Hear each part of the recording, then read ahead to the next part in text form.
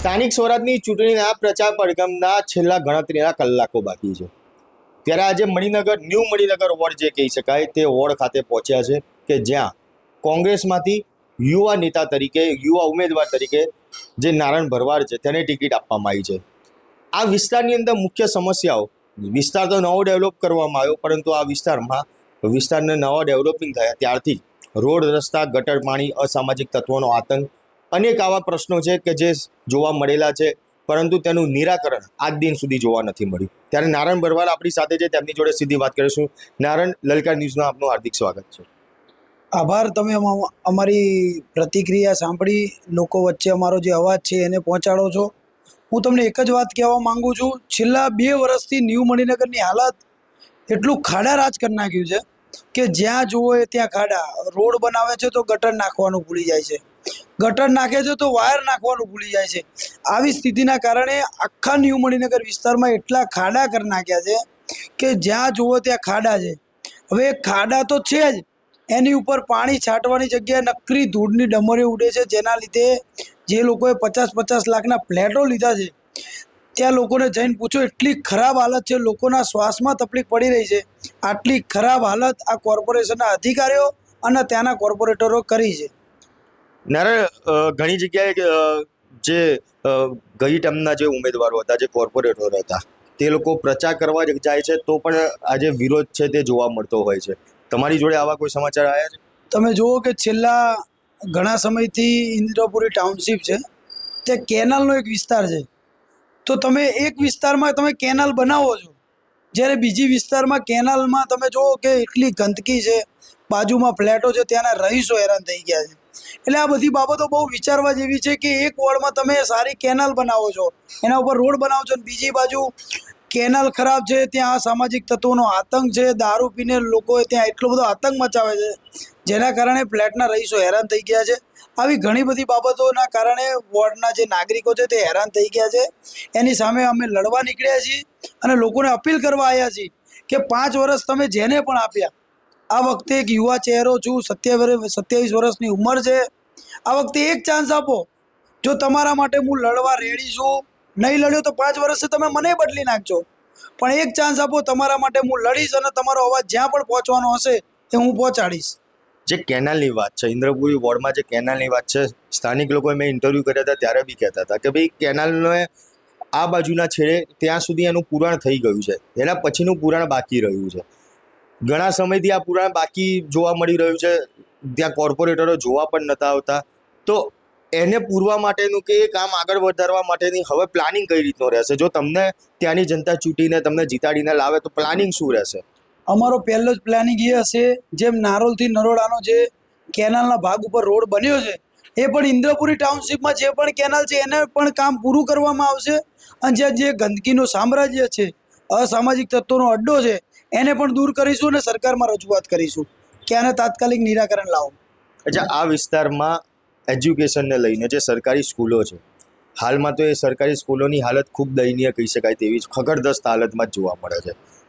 લોકોમાં એજ્યુકેશન વધે, સરકારી સ્કૂલોમાં ઇંગ્લિશ મીડિયમ સ્કૂલો બને, હાઈટેક ટેકનોલોજી સાથેની સ્કૂલો બને, એના માટેનું નારણ ભરવાડની તૈયારી કઈ રીતની છે જો જીતીને આવે? કારણ કે પોતે નારણ ભરવાડ પોતે એક યુવા ચહેરો છે અને એને સિવાયમાં એજ્યુકેશનને લઈને અત્યાર સુધી લડતા જોવા મળેલા જ છે।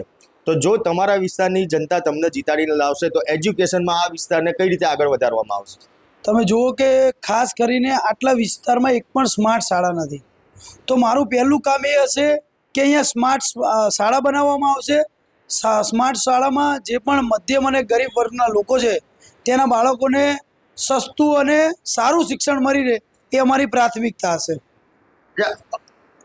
આ વિસ્તારની અંદર અસામાજિક તત્વોનો આતંક, અનેકવાર એવા વિડીયો સામે આવ્યા છે કે અસામાજિક તત્વો બેફામ બન્યા હોય, સ્થાનિક જનતાને હેરાન કરવામાં આવી હોય, એ લોકોને ડામવા માટેની તૈયારી, એ લોકોને ડામવા માટેની વ્યૂહરચના નારણ ભરવાડ તરફથી કેવી બનાવવામાં આવી? જો નારણ ભરવાડના આ વિસ્તારના પબ્લિક જીતાડીને લાવશે તો આ આતંકમાંથી પબ્લિકને મુક્ત કઈ રીતે કરવામાં આવશે?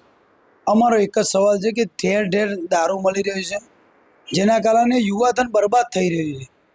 અમારી પહેલી પ્રાયોરિટી હશે કે જ્યાં પણ આવા અસામાજિક પ્રવૃત્તિ ચાલતી હશે એના ઉપર પોલીસ અને અમે સાથે રહીને એના ઉપર એક્શન લેવડાવશું।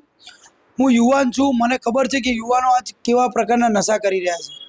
એ નશાના રવાડે યુવાનો ના ચડે એના ઉપર અમારી પહેલી પ્રાથમિકતા છે. અને જ્યાં પણ પોલીસ કમિશનર હોય કે ડીજીપી સાહેબ છે, એમને સાથે રાખીને જે પણ આવી અસામાજિક પ્રવૃત્તિ ચાલતી હશે એના ઉપર પગલાં લેવાની અમારી પહેલી પ્રાથમિકતા છે. અને હું જનતાને પણ કહેવા માગું છું, તમારા ધ્યાનમાં પણ આવી કોઈ પ્રવૃત્તિ આવે તો પોલીસ અને મને જાણ કરજો. તમારા સાથે રહીને પ્રવૃત્તિ હું બંધ કરાવીશ, એ હું જવાબદારી આપું છું. યુવાનોની વાત કરી છે તમે. આજનું યુવાધન વધારે જે ડ્રગ્સ ને એવા નશાના આધીન બન્યું છે, એના રવાડે ચડી રહ્યું છે. આ વિસ્તારના જે યુવાધન છે એ આના રવાડે ના ચડે, કે જે લોકો ચડ્યા હશે તે લોકોને પાછા કઈ રીતે લાવવાનું, એના માટેનું શું વિચારવામાં આવ્યું છે? અમે સૌ પ્રથમ તો મહિના પહેલાં જ એક ડ્રગ્સ મુક્ત કેમ્પસનું અભિયાન ચાલુ કર્યું હતું. હવે અમે ડ્રગ્સ મુક્ત વોર્ડ એ ટાઈપનું કેમ્પેનિંગ પણ શરૂ કરવાના છીએ, જેથી કરીને પબ્લિકમાં એક અવેરનેસ આવે કે ભાઈ આ ડ્રગ્સ એ બહુ તમારા ઘર પરિવારને બરબાદ કરી નાખે છે. આના રવાડે તમે ના ચડશો. આ રવાડે ચડવાથી તમારો ઘર સંપૂર્ણ સમાપ્ત થઈ જશે. એક સમય સુધીનો નશો તમારા ઘર અને પરિવારને સલામત રાખે છે, પણ આ ડ્રગ્સ, દારૂ, આ બધો નશો તમારા ઘરને બરબાદ કરે છે. હું યુવાનોને પણ અપીલ કરું છું, આવા કોઈ પણ ડ્રગ્સ અને દારૂના રવાડે ના ચડે.